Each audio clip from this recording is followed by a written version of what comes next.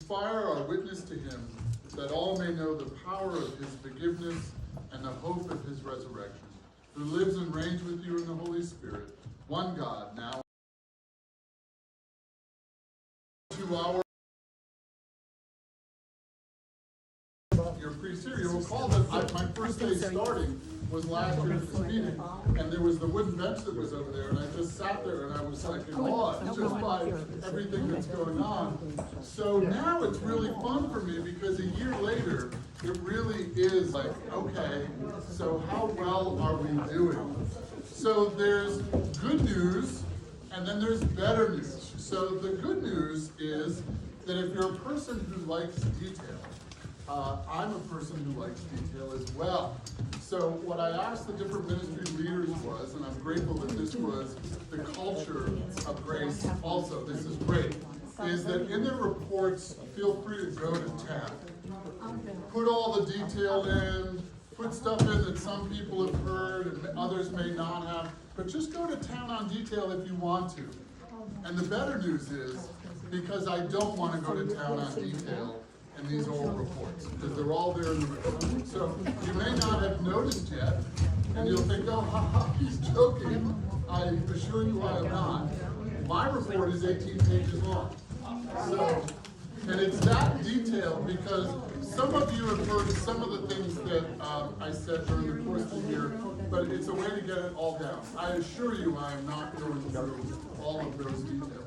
But what I did do there that I want to do just now is to just say a few words of thanks, and then we're going to move on to some of the nominees. We need a clerk.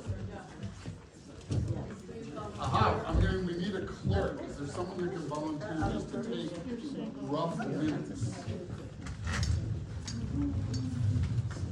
Uh-oh.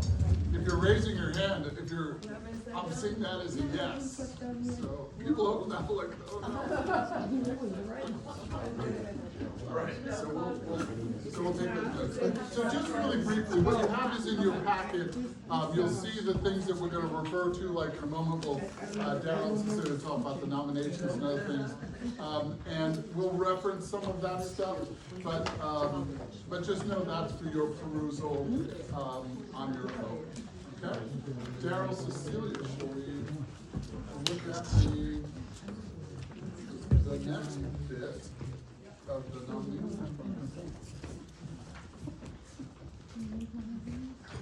Our reports are not 18 pages.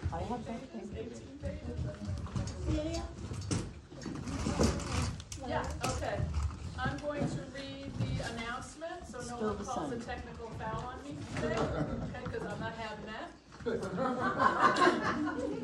Okay, notice is hereby given that the annual election of the warden and vestry of this parish shall take place today, February 11, 2024, at Grace of St. Paul's Parish Hall. The meeting shall re-elect one warden and 2 members of the vestry. The terms of service shall be 2 years with respect to the warden and 3 years with respect to the members of the vestry. The persons whose terms are expiring and they have agreed to recommit for another term, God bless them all, are as follows. As warden, Daryl Moy. For the vestry, Kelly Ishmael and Milton Kerr. Nominations who are permissible at the meeting. Those eligible to vote must be 18 years of age, baptized, and regular in attendance and support of Grace Episcopal Church, Ossining, over the past 12 months.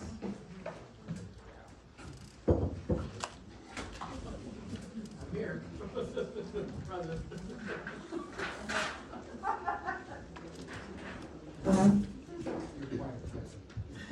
Thank you very much. I'm just asking if everyone can glance and review the published minutes from last year's meeting.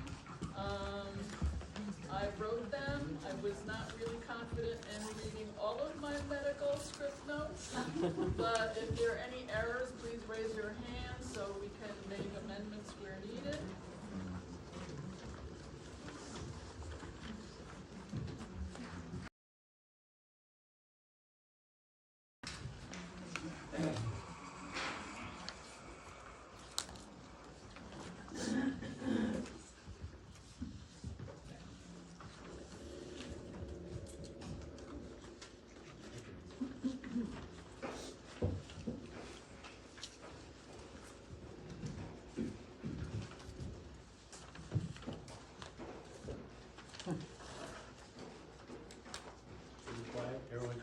diligently. That's good. Hopefully you're also discerning that maybe you want to step up and be a vestry person or a warden. No, you're good. Amen, Sue, amen.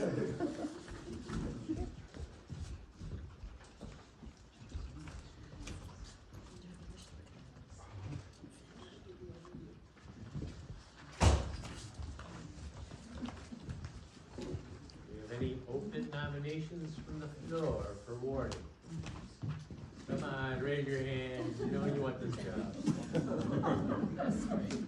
we have any open nominations for vestry? Come on. Yeah, I know. We'll be after this. We're all in here.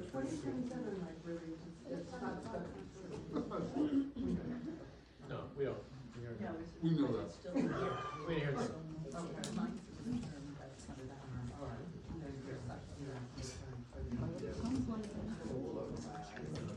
That's right. I know. Right underneath Can from someone, page. are we ready to ask for a motion to approve the minutes? So moved. Let's see, stay put yours more. We have a second? Yeah. From Carolyn? There. Carolyn, second. You have that, okay. Sue, motion? All in favor of accepting the minutes from last year? Aye. Aye. The ayes have it.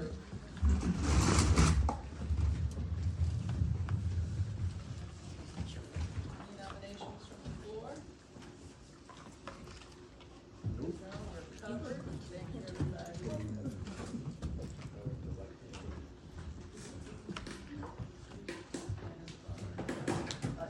I'm gonna go next one. Yeah, so the nominations are as written here.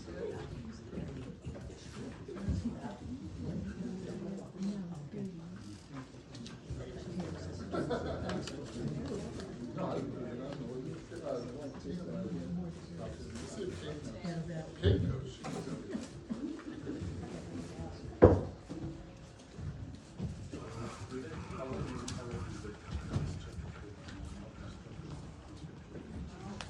So I am gonna jump in. So look, if you look at the agenda, we're already like a third of the way through. And now it's my turn. All right, so the sermon, I said, there's part A and part B.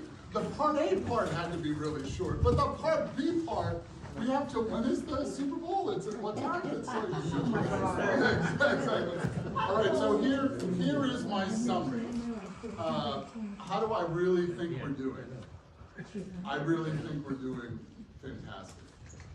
Some of you have heard this story, but definitely not most. I received a call recently from a colleague, priest colleague, who was wanted some advice on trying to get their parish to kind of merge. Now, yesterday at the cathedral, when all the clergy are together and there's over 200 of us, and we don't see each other.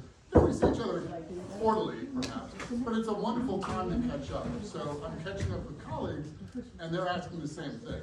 Okay, you're at one of the first merged churches, like, I've got this question and that question. And that's what this person was asking me on the phone. And what struck me was not the questions, because the questions were really good. Those are the questions that I was wrestling with. What struck me was that I wasn't the person for them to talk to. And so I said, like I said yesterday, I saw Father Charlie, and someone was asking me about, well, what are you doing about this or that, or how do I get my congregation to do this or that together? And I said, you really need to talk to Father Charlie, who's actually right here. Charlie, come over here, and roped him over and said, Charlie's the one that really deserves the credit, along with everybody building up to that, right? Mother Cooper and others, to kind of have this merger take place. But it's really Charlie, because those aren't my issues. Those are not our issues. I mean, this is not a parish that's saying, okay, should we merge, or should we do this, or should we do that? What strikes me the first year here is the question is always, what do we do now to move forward and have more progress and more integration and more efficiency and more stability? It's amazing versus the folks that are still struggling with, well, they don't realize they're gonna run out of money, we don't have enough people, the maintenance repairs is growing, and I finally said, I'm not your guy, like, you need to talk to Charlie. So part of what's so great about Grace is that you have made that decision and are going forward, powerfully forward. So when we look at what are we doing and how well is it going forward, you have the new version of the welcome basket. The welcome bag's here in front of you. So you'll recall at the last October's meeting, the report out for the fifth Sunday, we said we're now gonna do October and annual meeting. We've created a mechanism where every 6 months, you're gonna hear us report out on how well we are achieving our goals. And one of them at that point was we were gonna take the ministry booklet, which I admit in my report as a secret no one knew. Part of the reason why I wanted to do the ministry booklet, I was like, how many ministries do we have going on at these two campuses? It's like, it's wonderfully plenteous and I can't keep track of who's where doing what, so I just wanted to see it all. But you recall we said we're gonna turn that into a welcome bag for visitors who come so that it can be something to attract them and let them know. And because of what Cecilia did and Tina did, it's now there. And so after this, we'll be putting 10 here, 10 at Trinity, passing them out. I mean, it's just that sort of thing that is so fantastic, that we're being very, very specific and targeted and moving things forward. I'm not gonna say an awful lot right now about the thank yous because literally as far as I can tell, I've thanked everyone and everything, and appropriately so because they've earned it, in the ministry report. The only two things I could think of that I left out were the bees in the summer and the fall in the Trinity Sanctuary, and then the unbeatable groundhogs that are here and come out and get closer and closer to munching my garden every day as it gets into the fall. But truthfully, the vestry, the wardens, the ministry leaders, all the volunteers, the staff, the search committee, the music director search committee, I mean, just people's work has really done and come to fruition, and I think it's fantastic, and I think it's been, and you can see it in the report, an awful lot of work, but you can see it and feel it around Grace. So I think whether you're in one of those groups or many of those groups, I think we owe a round of applause to all of those for moving Grace forward. Other kind of things just to highlight is we have, last year I would call sort of the theme of what I was doing for the first part of it, kind of assessing, this is Burke heating stuff. Burke is here already, by the way, working on the furnace. A little late, but better than never. So, Burke, yeah. It was a cloud filter, etc., so they're getting it finished. A quick housekeeping note. Kate tells me there's a black four-door sedan outside. It sounds like it's running. Yeah, it's right next to the limousine. Yeah. I didn't see anyone in it. I was running late. EKU 3797. It's a Honda. Oh, is it yours? No, it's not mine. I was parked right next to it. I just thought there was someone in it, and I ran in. I thought someone was warming their car up. Oh, okay. No one's playing Is with it the a black nice four-door car? Let's sedan. go.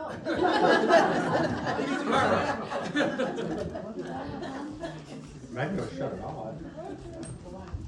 So last year's theme, I would say, for me, joining you, was really kind of assess and strengthen. So it was looking at the systems, part of it is the ministry booklet, but it was looking at the systems, the administrative systems, the worship systems, you know, the vestry systems, really everything, and how could we strengthen it. And so I think we've done a really, really good job of that. I think, and again, there's lots of detail in my report. But if you say, what's the theme for this year coming up? I would say it's really looking at polishing the system. So now that we've kind of strengthened stuff, there's things that we need to look at to go to kind of the next level of integration and polish. So this is true of a lot of the different ministries. So I'm not picking on any one group when I single this out, but this is a group that explicitly sort of stepped forward.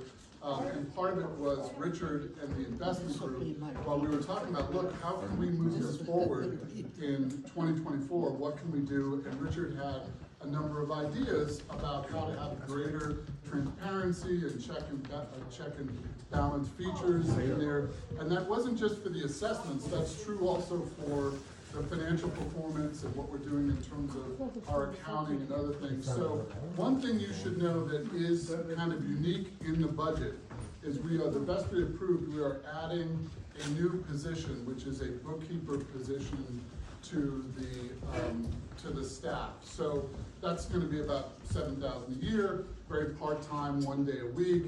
And the reason for that is frankly, that Grace has got to get to the point where we have stability, and part of stability is we need to have a constant turnover of people. If we have, you know, any one person or group in a role, and then something happens to that person, it really can be highly impactful for the system. You know, and just to use just my role as an example, I mean, one of the things that the Episcopal Church does, which loves systems and subsystems, is they have subsystems if something happens for me. Now, I'm thrilled here, Lori's thrilled here, we're hopeful to be here for this 5-year contract and another one, but God forbid, should I get hit by the proverbial bus, there is a system literally in place of contacting the diocese, there's supply clergy, there's doing that, because if we're beholden to, and again, I'm not putting Richard or others on, you know, on notice, because this is Richard coming forward with this, and he'll talk about this when he stands up. We really need to have the capacity for interchangeable parts and you know, transparency and other things. So I don't think I'm telling anything that you don't already experience and know and do in your own, you know, business and other professional life. But what that's meant is the bookkeeper, to be really blunt, is gonna be the person that's gonna do sort of the nuts and bolts stuff that's really not very fun to do in terms of the banks and the cutting the checks and this and that. And the person has been hired. The person is someone that I worked with at my last parish. She's an Episcopalian. She knows our culture. She does the books for 3 local Episcopal churches. She's great. And so that is part of it. The other part of it is that that we need to start that process of rotating sort of position. And so part of what the vestry has voted is to do a couple things. One is to thank Kate for all of her service, and you'll be hearing a little.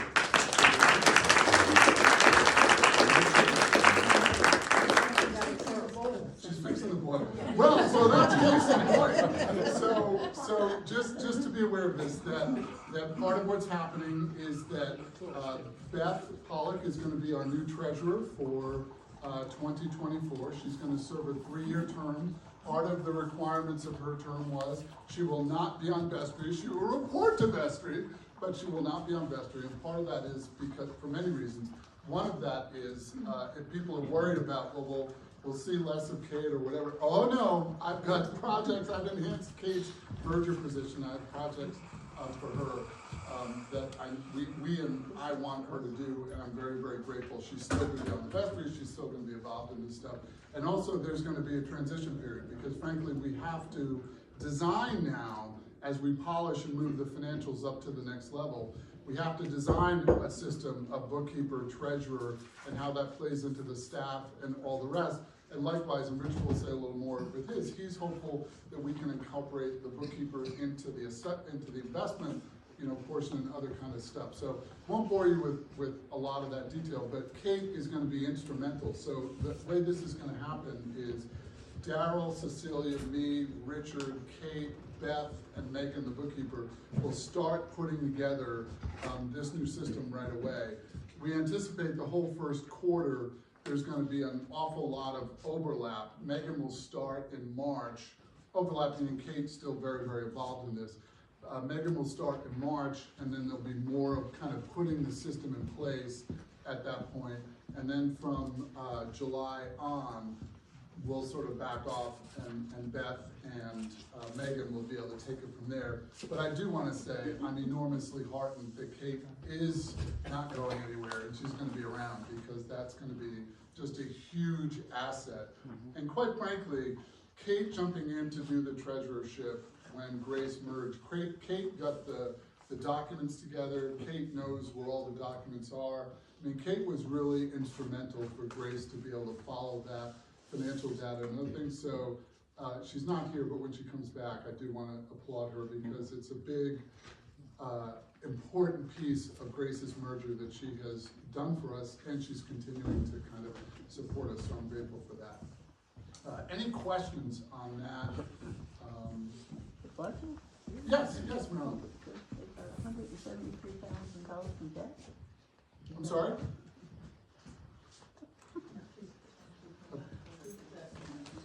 Is that?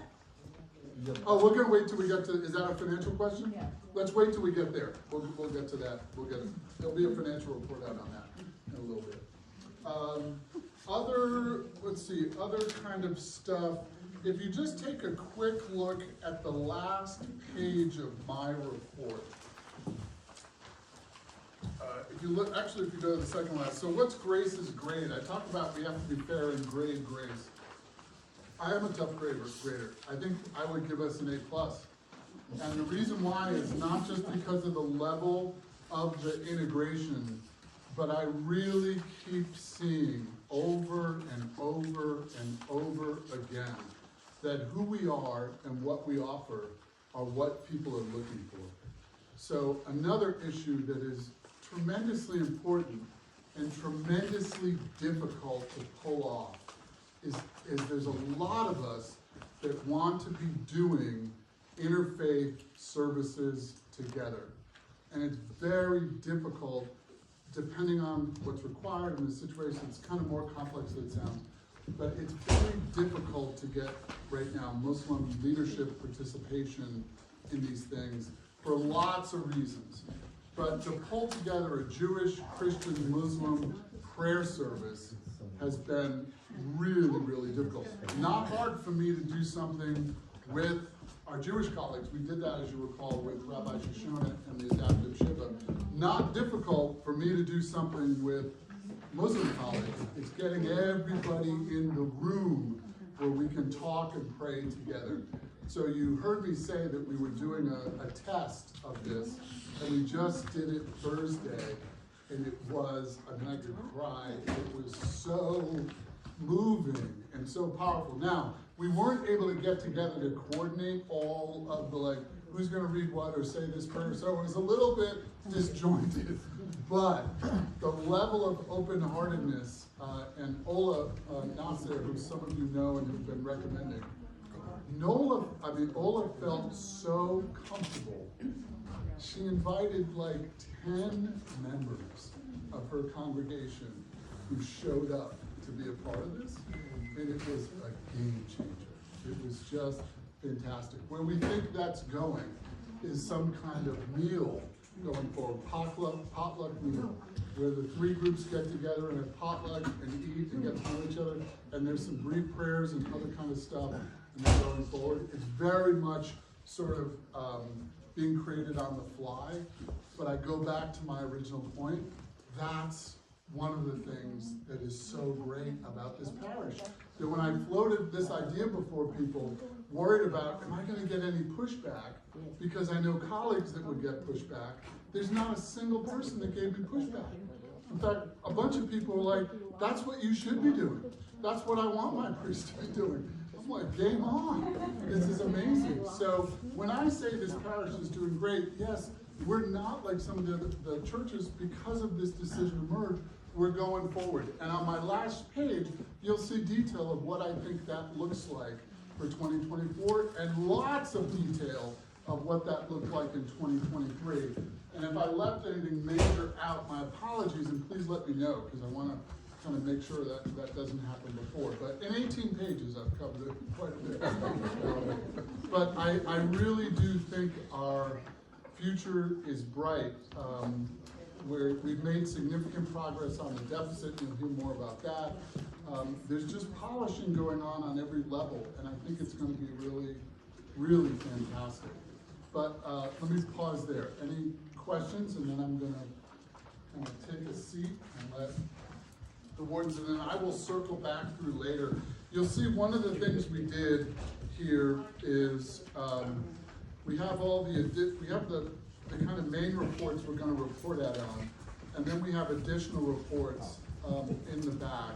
And that's where you're gonna find, again, more, about halfway through, there's a page that says additional ministry reports, and you have report outs from every single one of the ministry leaders on what's going on, which is amazing.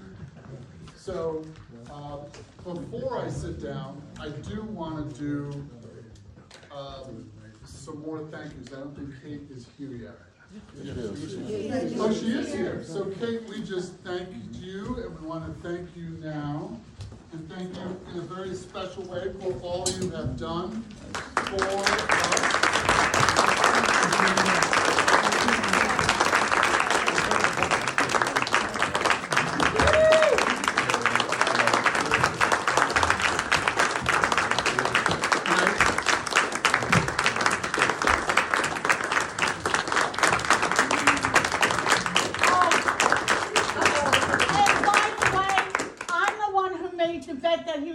Over the 5 minutes. So, you But weren't alone in that. That's exactly right. That's exactly right. So Kate, we share while you were out just in terms of all the thankfulness of what you did with the financials to get us here and then helping implement the new system. And we're so grateful you're here and around. Thank you. Thank you. thank you, everybody. We also have 2 ministries that have existed in the past, and I talked about this in here, that when I came here and met with all the ministry leaders and said, who are you, and tell me what you're doing, and what does 2023 look like for you, how can I support you? 2 groups said to me, you know, we're really not so sure that this makes sense that we would continue this ministry coming out of COVID into 2024. And I say, great, so here's how I respond to things like that. It's important to discern what you think is right and next. It's important for us to give you the time to discern that. And if we comes to the point where it's had its season, there's no shame in that. You know, and I quote the oft quoted quote from Ecclesiastes, you know, there's a time for everything. But we really do know that as adults and mature people in life. There's seasons where some things, you know, have their strengths and then they transition to something else. So the 2 ministry heads, as part of those ministries, decided coming into the end of 23 into 24 that really the most faithful thing to do would be to transition. So I want to thank Karen, Pauline, and all of the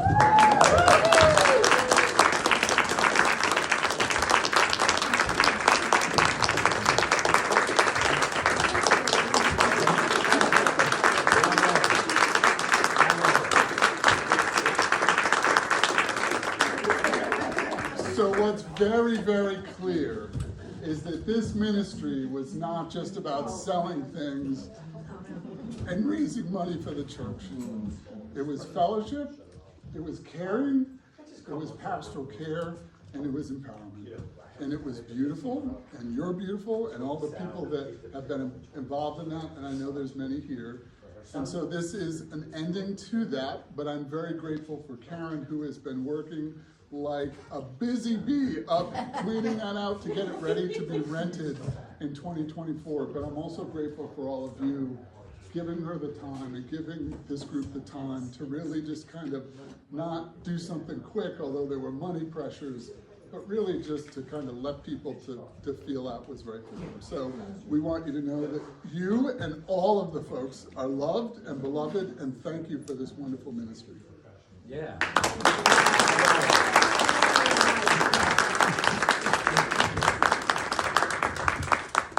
And last but not least, Carolyn and Art had also shared that they had an important music ministry that was dear to their heart, and it did a lot of good. And it was the same thing. We had a lot of instruments, we had a lot of drums and guitars and keyboards, and it just needed some time to figure out what that was. So we started meeting in the spring, and then over summer, and when I came back, Art and Carolyn were both saying, you know, we think that the right thing to do would be to just help these instruments get in the hands of other people that can use them and celebrate them and get them in the hands of kids that can, organizations that can get them in the hands for kids who may not be able to get them otherwise, and that we can make the space that we have at Grace available. And because of their decision, you didn't know this before, but because of that decision, that's what allowed us to get Open Door in so early, is because they were willing to make that sacrifice, and they discerned it, and they knew it at that point. And I'm just really, really grateful for that, and thank you to both of you for all you've done and all that you have done for kids.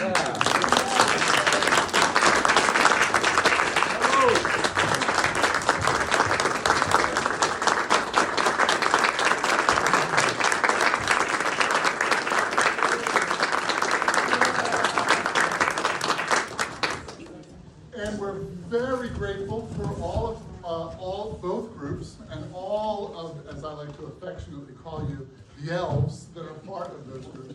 We're grateful that you're still here, and we're grateful that you want to still serve and give, and thanks be to God for that. So on that note, I'm going to turn it over to our wardens, who have the next. Oh, the deacon. I'm sorry, Deacon Jean Marie. I have my glasses on. You know what, it says it all, you can read it. I do want to just say, I'm thrilled to be here. I do want to thank you for the call to come here, and also, I got the baby.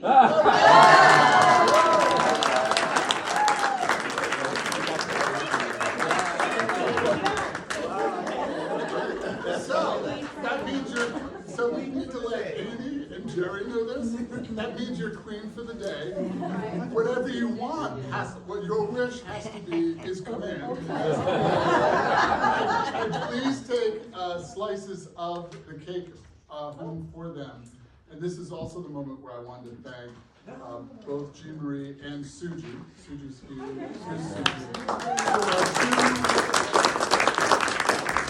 Our two new hires, so to speak, have been fantastic and better than anything I could have hoped for and wanted. And the accolades I hear Suji all the time from the choir and what you know. Suji, you've heard about us doing this Wednesday staff meeting. Suji comes every Wednesday from 11 to noon over Zoom. And part of it was she was curious about learning more about Episcopal culture. Unfortunately, by being part of that group, you learn a lot about Episcopal culture. Our planning, our deliberating, our, going left, going right. But Suji is just such, on an administrative level, she's just such a joy to work with. And I think the choir can attest to that in terms of her leadership. So thank you, Suji, and thank you, Jean Marie. You're a pleasure to work with. And Jean Marie's on a 1-year contract. That's how these things work. So my hope is, and I put in a word to her boss yesterday when I saw her, I said, Jean Marie's working out great. We hope that this will, be extended for many years to come. But thank you both.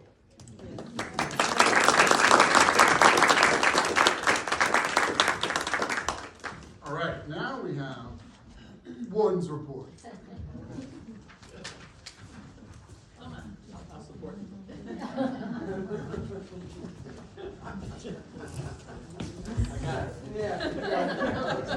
So I bulleted, the highlights of what was accomplished this last year, which frankly just kind of blew my mind that Father Hal just kind of got traction early on and didn't waste a minute.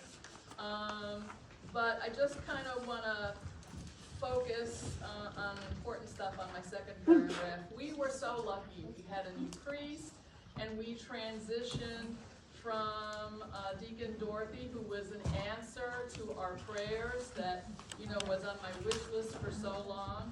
Deacon Dorothy was wonderful, and we were just especially blessed that she was able to do the onboarding for our next deacon. And it's just been a beautiful thing to see. And then as far as, our music program goes, Carolyn and Art kept everything together for us. And our prayers were answered again with Suji. So it's just been really a very wonderful year. So one of the things I learned as the junior warden was the term KPIs, Key Performance Indicator. And I learned that from our investment guy. And I think we kind of checked a lot of those this year under Hal's leadership. Anything you want to add? Wait, tell us us what a teller is.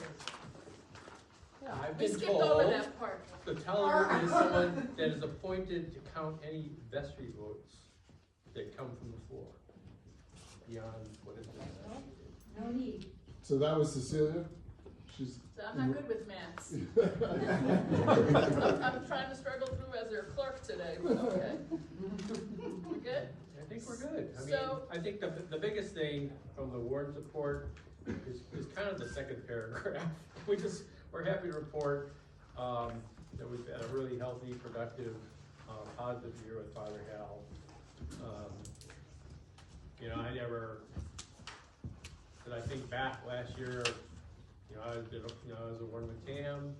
I gave the report as we were bringing Hal on. It was kind of a different perspective, and now I've transitioned into a transitional warden, helping to move Grace forward. But I think that, you know, I was the wreath elf.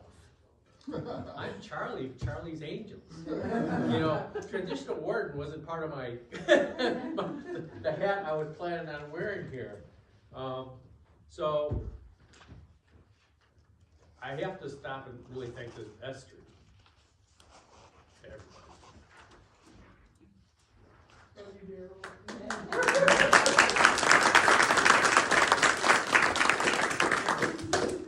Because if they weren't here, I would be recommitted for another term. Because, you know, collegial, respectful, open-minded.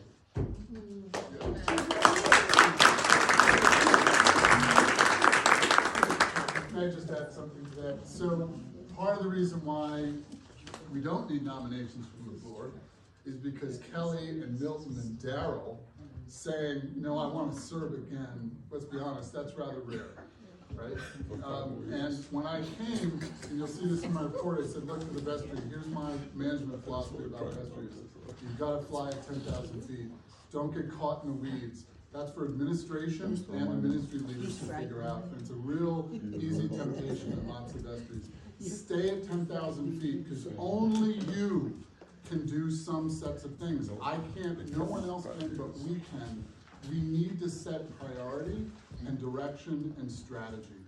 And if we stay at 10,000 feet, we'll get an enormous amount done. And Kelly and Milton and Daryl, and I said to them privately, I said, look, I know this is an unusual ask, but I want you to think about coming back, because this team is phenomenal. And even if Kelly said, look, I can't do a 3-year, but I can do a 1 year. Somebody said, exactly. So I said, well, we gotta technically put you down for 3. But even another year, Kelly, will be really helpful, because we're hitting the ground running so quick. So I would just affirm that, and thank you, Daryl, since we're on the warden report, thank you for coming back.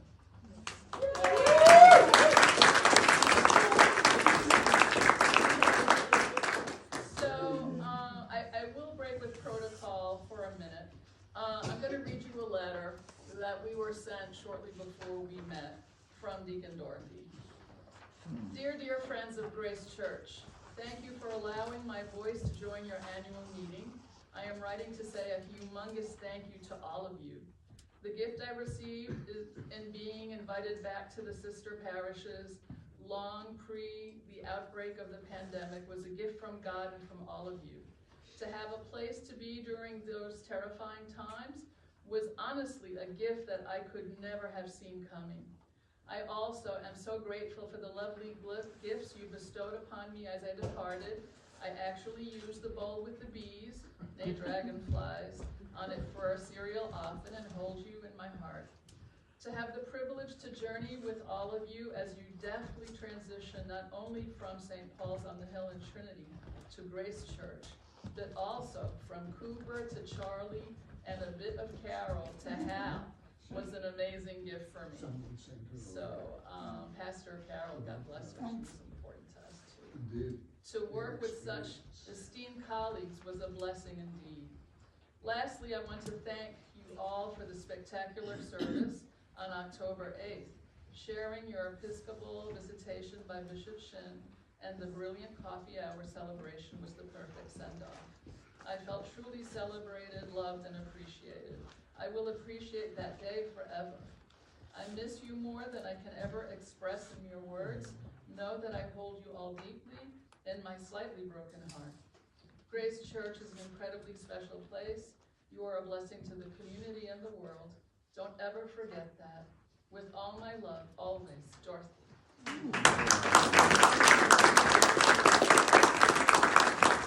That was wonderful. Before I turn the floor over to you on buildings and grounds, just an important note. We've had some people walk through our properties. We're checking things on our to-do list.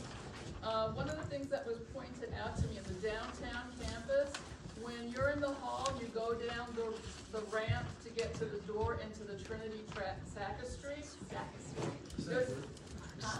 Sanctuary, sorry. There's a very heavy stained glass door, the memorial door, from 1917. People for over 107 years have been pushing through the glass panel to get that heavy door open, and the glass is starting to bow out through the wall. So one day, some lucky, unlucky person is going to have their hand go through it. So we need to kind of address that concern. So just be aware. Thank you. Yeah, use your handle. Use the door. Brilliant. See, that's why you're a leader.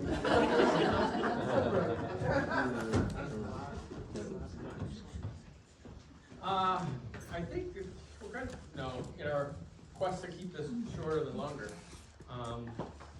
the buildings and grounds is kind of a matter of fact kind of report that's here. It's kind of talked about projects that have been completed, projects that are in progress, projects that have improved the way to start, and then projects under consideration in the Grace wish list. And it makes me look at this both as a warden, as a chair of buildings and grounds, as a fiduciary of Grace Church, and of all we have in our domain of campuses. And as you go through this, and I'm going to ask you to, have I ever read the whole thing in previous years? No. But I will ask you to certainly, read Hal's report, just because it'll give you a flavor, if you need more flavor from after listening to the sermon. If you want more flavor of his detail, read through his report. But then double back, and then look at the buildings and grounds report, and especially kind of like that wishy list. Because those are all the projects that, in the general scope of the terms, would be called deferred maintenance. And deferred maintenance is like, oh, we need to do that. But then we need to prioritize that. And we have to find how we're gonna pay for that. And we need to get it done. And as you look at Hal's report, and the warden's report, and the building and ground report, then kind of slip in that financial report. And we are, as I said before, Grace Church is asset rich, cash poor. So when you look at the investment report, you'll see the balance sheet that it provided right here. When you look down here, our assets look great. But we've got campuses, we've got brick and mortar, we've got a lot of valuable things in our campuses. However, look at the income, and look at our expenses.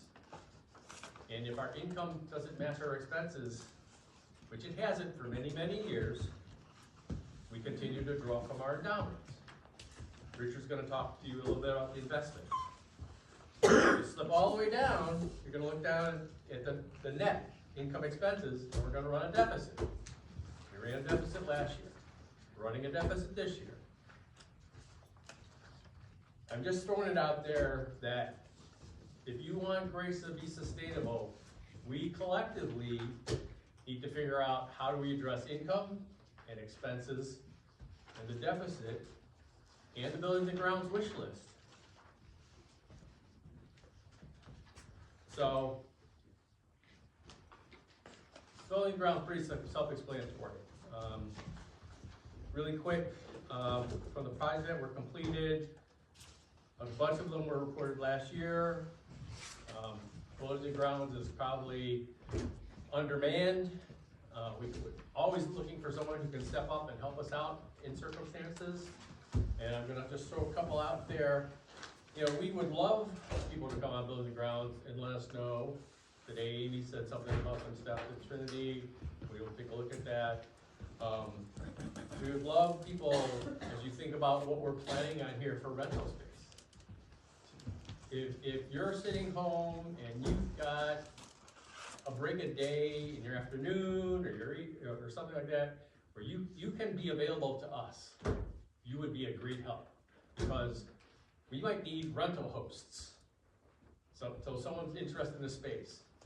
Someone could run up and show them the space. We could use people who are interested in Joseph Garden. Someone wants to look at the space and stuff like that. You know, and right now, it's Kate. Sometimes me, sometimes Mark Monroe, sometimes Hal, because he's around. And going back to, you know, the ministry book, I'm on way too many committees. And if you want me to be effective warden, I shouldn't be on these many committees. I don't think. And I think that I'm asking you, I'm begging you, you know, step up, talk to us. And I half jokingly say I'm the last to know, but in reality, I really am like the last to know. People, y'all don't come up and talk to me and say, you know, there's a few of you that do, but I mean, for the majority, I don't know. I find out really late from someone else. And as your warden, I feel that kind of like, well, I didn't know that. I feel really stupid. And I hate feeling stupid. So,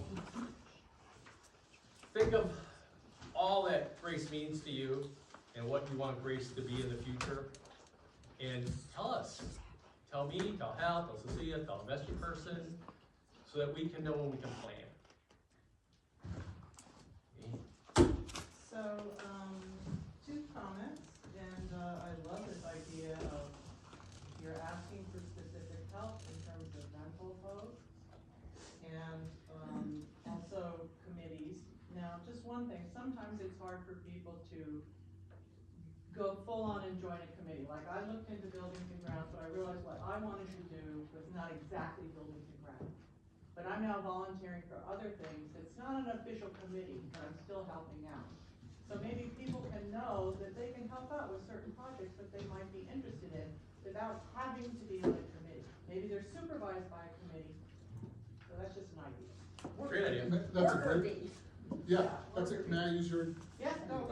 So what Amy's talking about, and sort of technical organizational language, and you're used to this, is a task force. So what's the difference between a task force and a committee? Committees are ongoing. Task force come together, have a purpose. When they're done, they disband. And so Amy, like she said, and I appreciate your allowing me to share this, had come up very early actually when I got here and said, look, I'm concerned about space and space use and all the rest, and I'm thinking Buildings and Grounds. And I'm on Buildings and Grounds, I get involved in that, and she's like, no, Amy doesn't want to do anything with the clogged gutters at Trinity and other stuff. She's more concerned about what can we do to sort of make this more presentable and have more groups use it and all the rest. So she's sort of leading up this sort of task force, because that's a real interest of hers, which is great. So what the point she's making is, if you have that kind of burning interest, we can absolutely create something for you like a task force that's a beginning, middle, end, and when it's done, you're done. And get the support which Amy gets for this and other things. And it's fun because you're using your gifts and talents to kind of, you know, move the ball forward in ways that are meaningful to you. And so that's always welcome under my leadership. I think we need that. We can't, there's just so much going on. And that's the part you'll hear in my report is, I think frankly, we really did do an A+ job, because we did 2 years worth of work in a year. But we can't sustain that year after year after year, right? And so we have to figure out kind of what that means. But I agree with everything Daryl said, and thank you to Daryl and Cecilia for all they do. Any other questions? Amy? Well, my second comment. Yeah. I love the wish list, and I want to add one to it. And then again, the wish list doesn't, I mean, it can be supervised by the GEG, by the grants, but one of these could be a little task force, right? Yeah, Okay. absolutely. So I see you have St. Paul Security, New Door Trinity needs that. Trinity needs fire safety, those 3 red doors, those have to be changed. Those are fire hazards. We don't have proper exits, et cetera, et cetera, et cetera. It's a big concern to me. So Amy and I on this task force are looking for volunteers. No, but for real, if you would have a little bit of time, because that is how we're gonna move this stuff forward. And part of our challenge in the vestry challenge is just prioritizing this stuff, right? And it's just moving the ball forward. But Amy's exactly right. And I know that you all have other ideas like that, because you share them with me. You care about X and Y, and that's great. We just, to put it a little bit differently, we don't need, and this is not a parish where this is all rampant, so it's gonna sound like I'm suggesting that this is the way the parish is. It's not. But we don't need consultants to tell us you should be doing, we need people to show up like Beth and others who, you know, having been a treasurer before, step forward. We need people to just sort of help out, you know, with those things, so, yeah. Right. If people have ideas for discrete projects like these listed, who should they contact? Depends who it's about, so figure out what ministry it falls under, and then contact that ministry. Oh, if it's buildings and grounds, Well, I know, but shouldn't one person kind of like field? the one person is the ministry leader. Tell you, I'm gonna be dead serious, it's gonna sound like a joke, but the person you should really contact is that ministry leader. It's because if it's a building and grounds issue, it's not an altar guild issue, it's not necessarily a priest issue, this is why we have this stuff so delineated. So if it's an investment question, for example, people have asked Richard investment questions, I've said, really, contact Richard, he wants more transparency, right? He wants people to do more.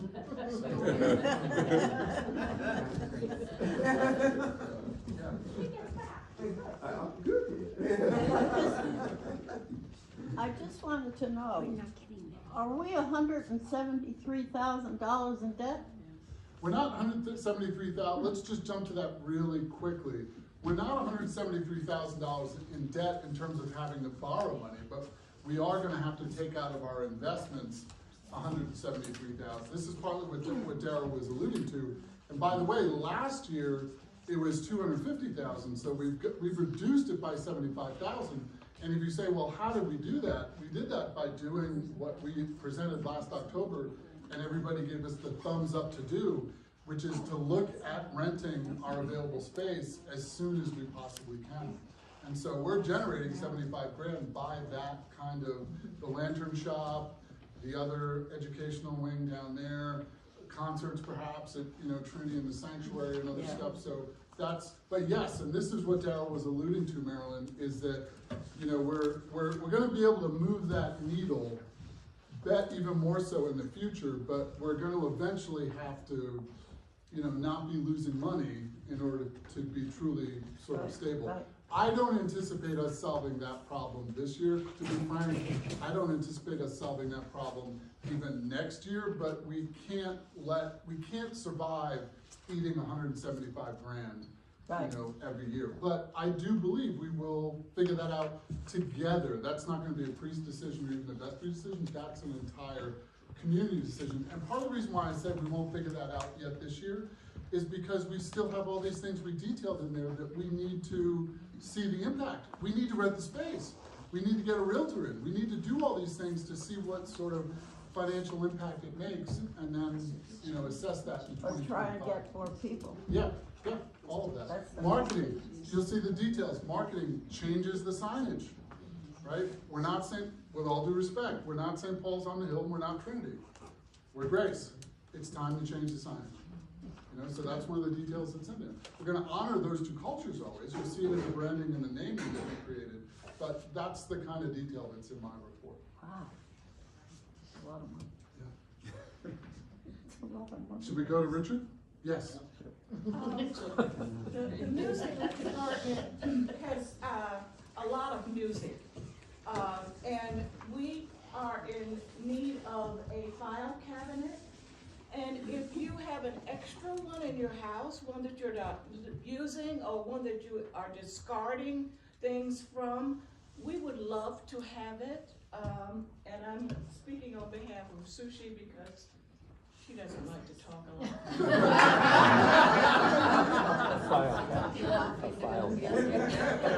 I think I know where there is one. All right. Up in the attic. I'm the lantern shop. Problem solved. I like it.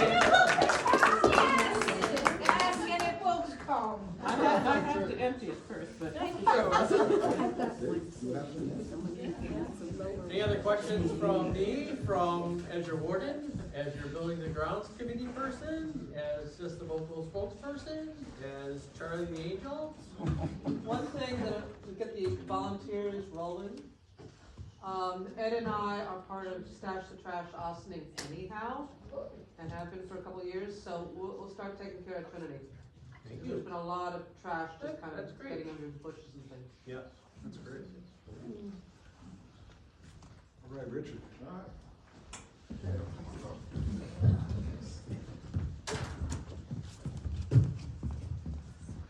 Okay. Another year. I get to come and present to you guys. This point last year was funny.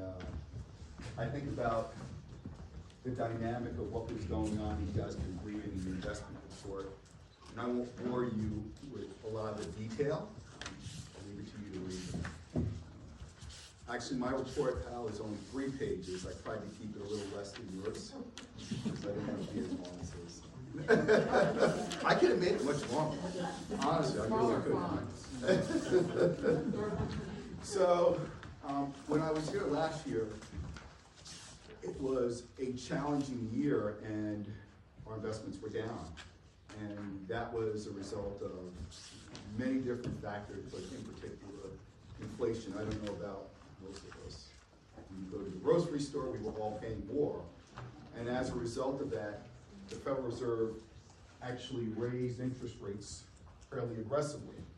And coming into 2023, the expectation is that, talk to most market experts, the market is going to be down. 9 out of 10 CEOs were thinking, hey, market's going to be down, and most market forecasters were expecting the market to be down. We, in fact, stayed the course, and we thought that the market was going to be down, it would be down significantly, or if there was a recession, it would be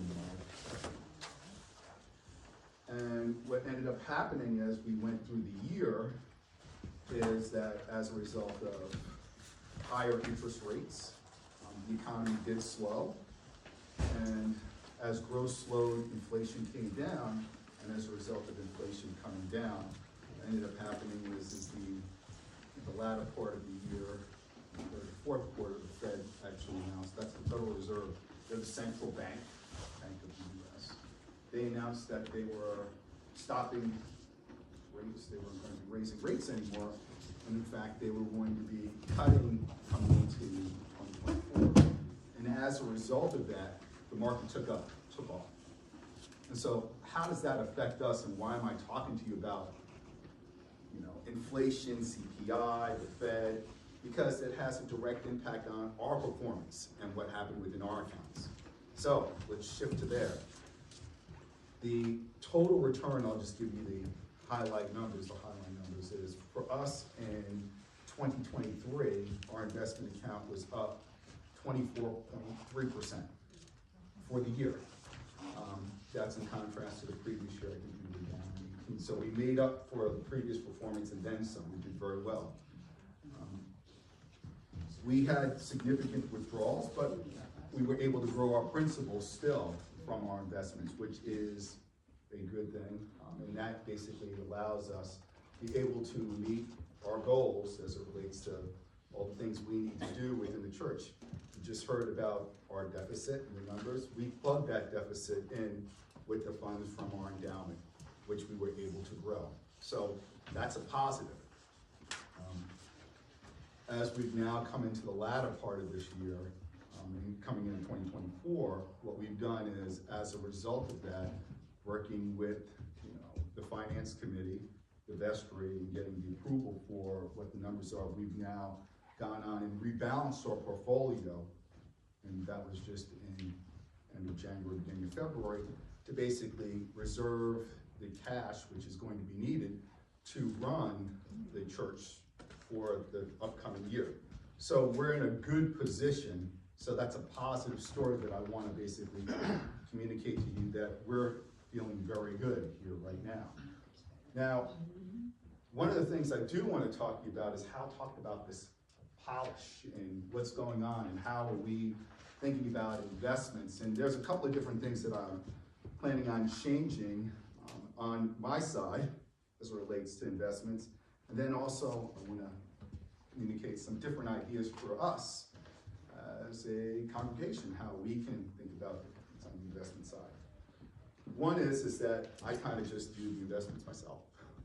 There's an investment committee, but I kind of manage a lot of that. One of the things we're adding is we're going to be having another person who's going to be directly involved to help me in terms of managing our investment portfolio. And the reason for this is that, hey, I get hit by a car, something happens to me, there needs to be checks and balances. Imagine I'm not there to do this. Who does this? I got insurance.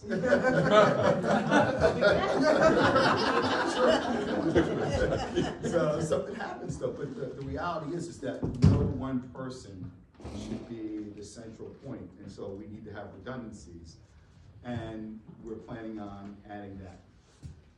Another piece, which I think, and this is to help in terms of the polishing and refinement, is that how do we think about, actually giving and pledging? Most of us, will write pledge checks and then give monthly.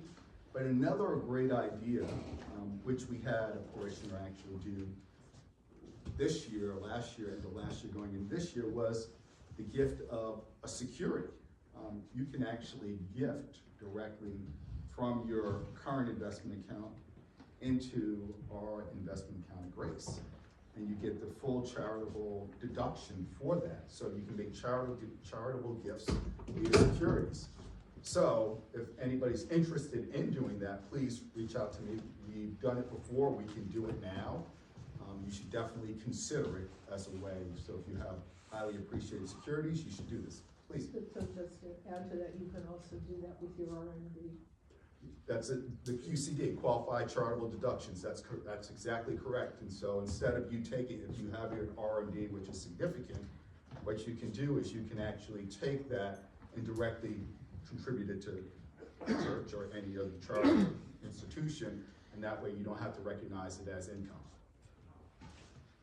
Good. And just to piggyback on that, there is a tax advantage That's to correct. doing this. So those of you who might be taking, investment income, pensions, whatever, you can functionally give more money because you're not getting taxed, whatever your tax level is. That's correct. 18, 24, whatever it is on that, because you have to sell it and you might have a capital gain. So it is a way, particularly if you're interested in giving more and you can't see it, that you can give more because you're not having to tax it. If that's it's really complicated, Richard and I can explain that to you. Absolutely. Thank you, Beth. And that's absolutely the case. And so I call it you basically get the tax deduction, but in addition to getting the tax deduction, you can actually give a larger gift. And what you also do is that since you've now given it that way, you've given it free of security, the growth is outside of technically your investment account, your estate. And so it's a large and can be very tax beneficial to do it in that manner. Another way which you can actually consider also gifting is via what's called a DAF or a donor advised fund. This is you can set this up with any of the discount brokerage firms, Schwab, Fidelity, and then you can make securities gifts directly to that donor advised fund, and then basically make gifts to Grace if you like in that manner. The advantage of doing that is you can usually do large, like let's say if you have 4 or 5 other charitable institutions that you want to give them. Jackie and I actually do this. And you give one gift at the beginning of the year, and then you can write checks out for those gifts all through the year, and you get the immediate deduction of that amount that you've given once. And so another tax efficient way to gift. The third method, which I'm gonna, this is something that my clients actually do, is that this is all based on your own individual preference, is you can actually gift via your estate, leaving gifts to grace within your will. As you name it, you basically can then donate cash, securities, what have you, to grace, and that's just another third method. And I have many clients that actually gift in that method. And so there are many ways to gift to grace, and there are different ways in which we can do it, and you can make it in a tax-efficient manner. I want to just talk about that. If you have questions or if you want to go into more detail, I'm available. I know Beth knows about this. We're actually very happy to help you and talk you through the process. And I just piggyback on that too. And what you hear Richard saying, like what I was saying before, when we say we're polishing, that's really the right verb, I think. We're not undoing everything that's been done to get us here. That's the foundation that allows us to build up to this next level. So the capacity of people to give stock that they may have inherited that are appreciated, that they can give to the church at whatever amount, and they don't pay tax, and the church gets a tax-free benefit. That's a sophisticated way to give that we're, developing, and it's very, very standard. It might sound, if it sounds confusing to you, it actually happens in a lot of the Episcopal churches. So I'm grateful for Richard to want to help us kind of polish to that next level. It's again, it helps us to kind of get to that point where we're being really good financial stewards. So, thank you, Richard. So, with that, those are some of the major items that I wanted to talk about and speak to. I want to just take a minute just to thank Kate for her support. Kate has been a great partner that I've been able to work with. She worked on finance and I worked in investments. And so we've been able to partner and work together for a long time. And I'm so happy that she's still here and is going to be working with it and doing her thing. But, I want to thank you, Kate, for all that you've done and working with me and getting on the investment committee. So I think another round of applause for Kate would be great.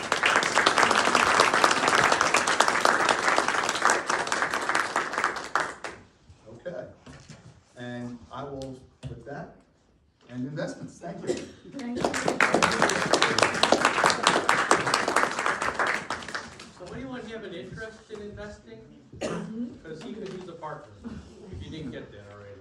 I could. So, we're looking at people who like it or have an interest in it, that understand it, and again, if it's part of your gig, then by all means reach out to Richard and volunteer and become part of the investment committee and allow us not to have that singular entity running the investment program up here. We're willing to learn. Right, yeah, the devil's advocate is also useful. Absolutely. I'm serious.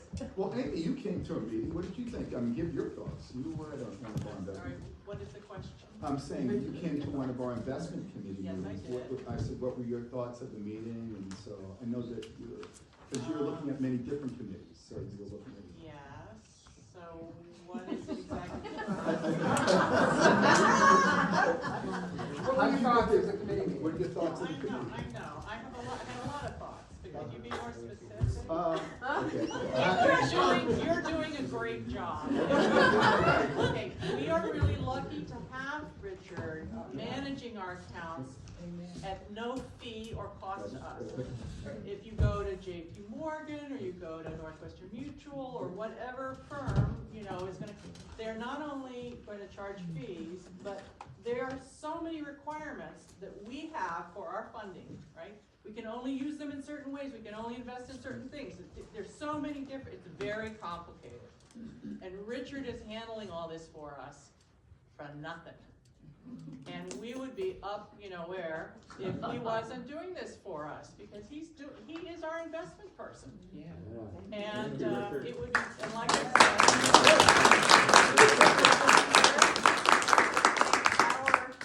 about $3 million endowment, and first, for some of these big companies, that's small fees. They're not even gonna look at it, right? And then the other thing is they have all their requirements for their funds, which have to mesh with ours. It's almost impossible to do. So I think Richard's doing a fabulous job. I think the committee is full of very intelligent people who are asking thoughtful questions, and Richard is giving thoughtful answers about why he makes certain investment choices, why he moves things over and when, throughout the year, reflecting back on what he did last year and what he's anticipating for the future. He's doing a fabulous job. That's what I have to say. Thank you.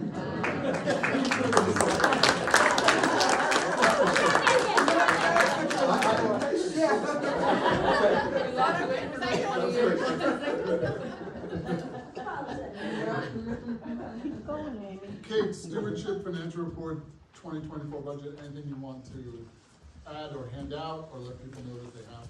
Everybody, you have my information in the booklet. You have the second Smolo package, which is described in the booklet. If you have any questions individually, I'll be more than happy. You can email me, call me anytime. I am and will not be staying up later anymore to do financial work in the middle of the night. So don't call me after midnight, please. Yes, sir. Can you give us just like your general observations about stewardship? Was that a successful campaign? It was a very good. It's still, I've received another one. It does go up sometimes during the year when we have people come in. So what you see in the booklet is just a starting point for this year. There was an increase. We had also changes last year. So that, you know, we were very fortunate that we've increased with some of the other changes. So the best we can do is continue to help make it go up and understand that although we have the endowment and the other funds, we really want to work with our pledge and the rentals to make the difference and not use the other funds to cover things. That's really the key point to everybody understanding things. But I don't want to say any more because everybody else has. Thank you. Thanks, Kate. Good, Kate. Thank you, everybody. Thank you, everybody who's helped support me over many, many years, including at Trinity Campus, which I first started out in like 1997 or something like that. Charles Baker is familiar. Charles and I have done stuff twice. And so, yeah, thank you, everybody, for all your years of support. Great. If you take a look at the next item, it says additional ministry report. So this is the time where we are giving folks, ministry leaders that have something specific that they would like to say, you know, to be able to kind of highlight something in their report. If it is in the report, you know, you might just kind of direct people to the report, but if there's something additional you would like to say. Dennis, I know there's something you want to just point quickly, out. and it is partly just to direct your attention. This Lent will mark the 9th year that the Riverfront Episcopal Parish's action for inclusion and race was founded, and the predecessor churches of Grace were there from the beginning and remain there.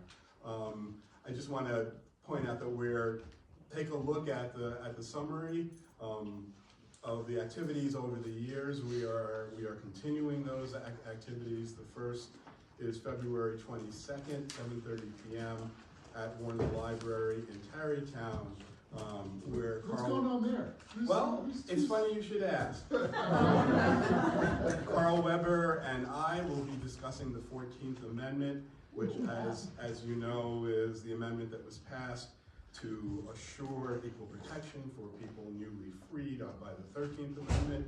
It is very contentious now and being used for a lot of different reasons that are not related to its initial purpose initially, that have huge implications for inclusion and race in 2024 and in the future. So Carl and I will be talking about that. Please join us, but also please look out for the activities, sign up for a repair so you can hear what the activities are.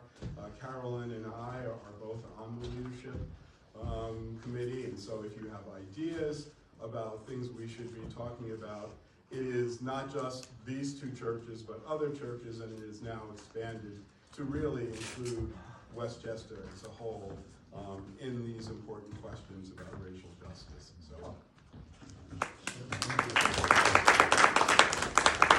It's a beautiful example for me of don't walk away with the impression that the first things that we've been talking about, and I've been talking about, Daryl and others, is the most important stuff. Everything in the packet is the important stuff. I mean, these ministries are phenomenal and fabulous, and if we could be here for 4 hours, we would hear every ministry reporting something like that. That's just to be unbelievably proud of that we're part of this parish. And that again is why I go back and say, I really think 2024 is going to remain bumpy for a while, right? Domestically, internationally, it's going to be bumpy. I'll just leave it at that. This is the kind of group that people want. They want to get together with people who are diverse in background, race, culture, etc., and come together. The diversity is not something that is bad and should divide us. It's actually something to be cherished and celebrated. And that's why when we launched the Jewish, Christian, Muslim, Ethical, Humanist, 4-tradition prayer service, the response was so much better than we anticipated. And I read that as people are tired of the division. They want to come together. And this parish and all that we offer is a beautiful option for people in Ossining. We just need to, part of what we need to do is get the word out more. But are there other ministries that would like to get the word out about their stuff? Cecilia, wearing a different hat, you do something with books. Yeah, and trivia. And trivia. With my partner in crime.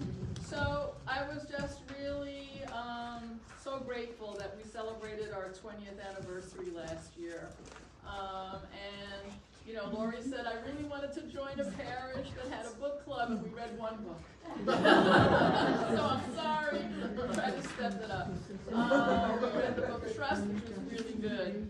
I need a partner in crime for a book club going forward. I'm having medical issues with my vision. It's been very difficult for me. And then Overstory, I had published, that was our next book, over 900 pages, the world's tiniest font. That wasn't working. So, if someone really wants to have us read a book, I'm going to need other leaders or partners in leadership, so just food for thought. The next event we're going to do, I had published in Grace Notes, is kind of looking at our annual toasts, which is a tradition that we kind of adopted from Terry and Sherry. And so they, of course, need to be in the room when we're doing our annual toasts. And the dates that I had published, February 18th or February 24th, they're not going to work. So we kind of need to reschedule that. But when we do get together to do our toast, we're going to kick around what our feeling is about the film adaptation of Killers of the Flower Moon, which we read when it came out. I think it was 2016, 18. So, and then, Oscar time. So that should be fun. So no homework for that event. If you're curious about what the mood in the room and the vibe in the room is like, it's always fun.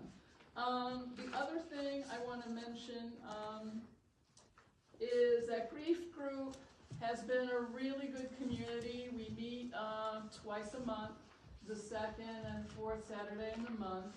And one of the things that our group suggested for this annual meeting, they said that when men join us, they seem kind of out of place. We need to think about what kind of platform we would offer men who are experiencing loss. And we haven't really figured that out yet. But the room is really wonderful, and we even have, we share tips, we share experiences, and we even share giggles. It's a really good community. Thank you. Hi, Christine. I just want to put a plug in for Evening Grace, which meets the first and third Thursdays of the month. It's from 7 to 8. It's an contemplative service. We do a lot of different alternate services and alternative services. We have drumming, movement, meditation, walking meditation was led last time. And we're open to anyone, bringing whatever you'd like to it. This Thursday, Cecilia, wearing a fourth or fifth hat, is going to be organizing the service for us this Thursday. It's going to be normally it's at Trinity, but because of circumstances with the sheltering, we're going to be having it here at St. Paul's. So I hope you can join us.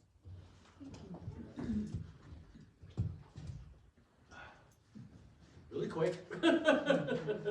But just a quickie on the homeless shelter. Sean and I, went down there Monday. I think Ian was down there Sunday for Monday.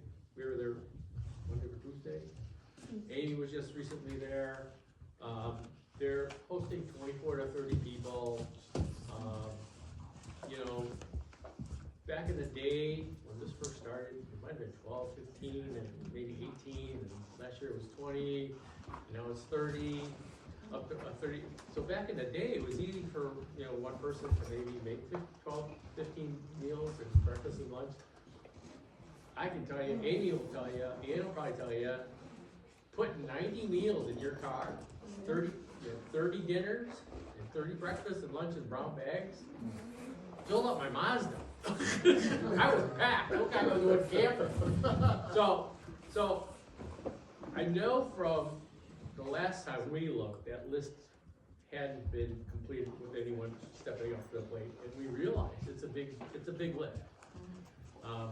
But if you can do this lift this next week, or you can meet with somebody and pair up with 2 or 3 people, possibly, to do a lift. Just do one. Yeah, if 3 people could say, let's do this day and do dinner, breakfast, and lunch, and I'll do the bags for lunches, and I'll do the bags for breakfast, and I'll share the meals or something. By all means, if you can, please do. Otherwise, go to the website. I think we provided the links for donations to MoMA and make that support. And just a really quick aside, I'm part of a Facebook group, a private Facebook group called Westchester Foodies. I actually posted my pictures of my car. I had a bag of 63 drumsticks marinating in a Ziploc bag. I have 2 full half sheets filled literally with all the chicken drumsticks, ready to go into the oven. And, I don't really join the Facebook for all the likes, but I can tell you, this post literally blew up. Last time I looked, it had over 170 likes and comments on it. And if anyone's into Facebook at all, if you get 20, 10, 50, you're like happy. This thing just like exploded, where I actually think that the Westchester Foodie group that I've been, they're making donations right now to BOMA because of my post, and because I actually posted the website to the emergency shelter partnership and how people could donate. But I'm already thinking about next year that I want to reach out to the foodies, and if I can collectively get a group of them to support Grace specifically for our 2-week or 3-week term, I'm thinking I will do that to help us out, because I'm pretty sure that there's a pretty good foodie group that likes to treat food as ministry. Daryl, tag on to what Daryl just said. As of yesterday, there's still a lot of days remaining in Trinity's shelter that are still available. Now, Ed and I are planning to do one evening, but we kind of need a 3rd person to join us. There you Some of go. us aren't going to have enough funds and food and stuff. So it's going to be one night somebody to share with. Okay, good. There you go. Everybody else, a lot of filled times. Well, well, just that right there, and what Daryl's talking about is what I'm trying to capture with this big notion of polishing. When I mentioned to Rabbi Shoshona about what was going on, she said, well, what are you saying? What do you need? I said, well, we need someone to take a meal or whatever. And she said, my son, we're gonna have so much food left over for his bar mitzvah, we're gonna donate it to the food pantry, and they did. They actually called me up. This is a night where I was up late, I'm usually, but she calls 11:30, ready to take the food? I was like, what are you talking about? She said, Ben, her husband, Ben and I are coming over, we got platters full of food like this, and I was like, I'll meet you there. 11:30, we're exchanging stuff, you know, here, putting it in there, and then I was taking it down to Trudy. That's the polishing, and how do we use our network to kind of, you know, empower these different ministries, so it's great. Other, yes? One other thing, doesn't really fit in here. Ed and I went and visited Chris Boswell yesterday. He wants to let everybody know he's thinking about us. He's up at Skyview. He might have another week of rehab after his knee surgery. So if anybody's up there, he's up on 5 West. Thank you. Any other ministry report outs? I know that's all in the report. Okay, if we look back at our agenda, we've got designation of convention delegates. Convention actually really can be kind of fun, a lot of fun to go to. Do we have folks that want to be? I just wanted to say it's 2 people we're looking for, and the event will be November 8th and 9th at White Plains. Yeah, so you can drive, it's up at Beth, great. It's always the clergy, and then if you can get 2, that's ideal, so. Beth? You always need an alternate, because we're doing it so early. Come October, November, when registration opens, you know, sometimes things change. Yep, so is there a second just to kind of be an alternate? All right, Beth, I'll go with you this year. I'll get my share. All right. There we go. So you're taking your minutes about you and Beth. Great. The election report and commissioning of newly elected vestry. Just before I end, Suji, do you want to say anything? You don't have to. I know you've got a new report. I wanted to say something, but I don't want to take you so much. You know, I just found out so many ministries doing tremendous work. I really appreciate that, and I'm a very little thing here. Just 2023 was one of the luckiest years because I got hired here, and I'm so happy to work with you and everybody in choir. Everybody's so dedicated. It's every moment I work we're here. It's like a learning process for me. So I'm very grateful, and thank you for your support. We're still recruiting, so anybody want to sing with us? So you know, you can see we're getting better and better, right? You like so thank you so much. Oh, we have rehearsal every Thursday night at 7 o'clock. So you know, you don't need to take auditions. It's okay. So for now, I'll waive you this year. But talk to me if you are interested. Thank you.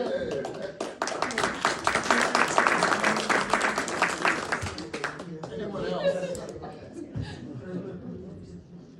All right, so we have if our vestry people would stand, we've got our designation of convention delegates. We've got our vestry commissioning. So on the second to the last sheet, we have the commissioning. I think we have a vote. Unopposed. Oh, we didn't vote. I thought we seconded. I thought we seconded too. Didn't we? Didn't we vote? That wasn't a vote. Oh, we can do a vote. We can do a vote. I thought that was. No, it's, I thought we voted. Okay, let's vote again. So motion to vestry. there should be one, since everyone's rolling over, we have a motion to have one vote represent the vote of the whole for the people who are rolling over, so we don't have to do individual voting. Correct. It's a one-shot vote for the whole slate. So that's your motion. Do you need a second? I got a second. All in favor of Kate's motion? Aye. Thank you, Kate. Any opposed? You can't oppose yourself. All right, this agenda is what I was handed. Does it make sense to sort of conclude with a concluding hymn? What's, you know, is that, do we rather go, or? We gotta go, I agree.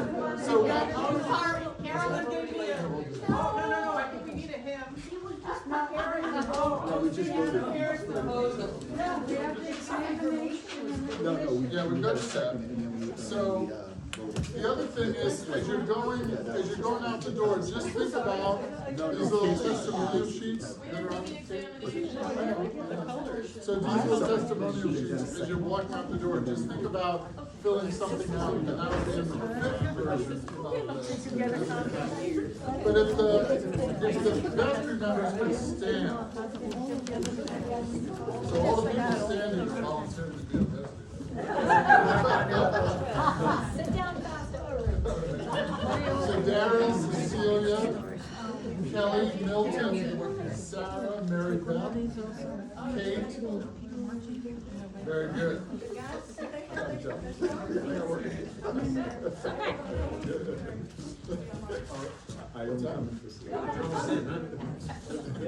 Oh, we're not gonna do that during the commission. You mean afterwards? Yeah. Okay. All right, so brothers and sisters in Christ Jesus, we are all baptized by the one Spirit into one body, and given gifts for a variety of ministries for the common good.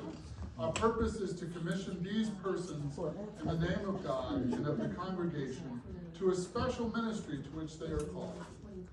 Are these persons you are to present prepared by a commitment to Christ as Lord, by regular attendance at worship, and by the knowledge of their duties to exercise their ministry in the honor of God and the well-being of His church? I believe they are. I believe they are, yes. Okay. So the candidates, you have been called to a ministry in this congregation. Will you, as long as you are engaged in this work, perform it with diligence? I will. I will.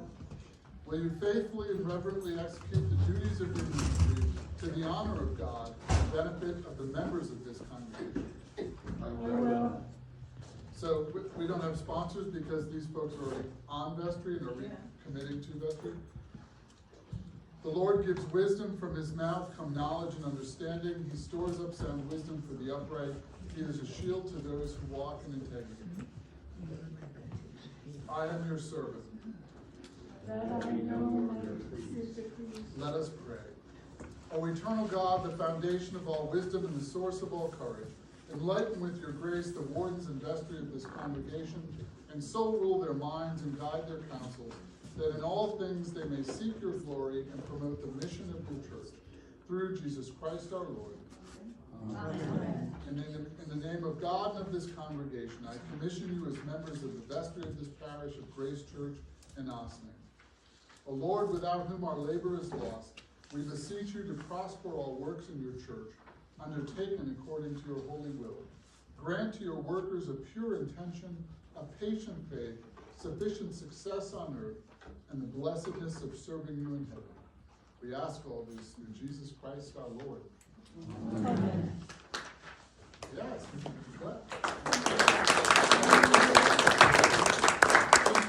another round of applause for others just that are sort of new to their roles. Many of us are standing, but for Beth Pollock is coming on as treasurer. And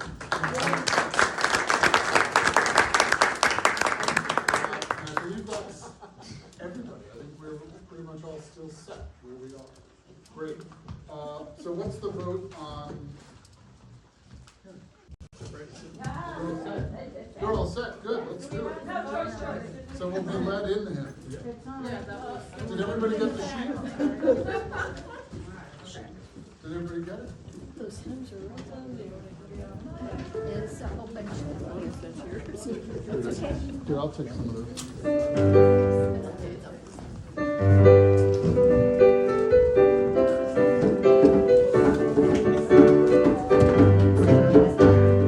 Push the chair.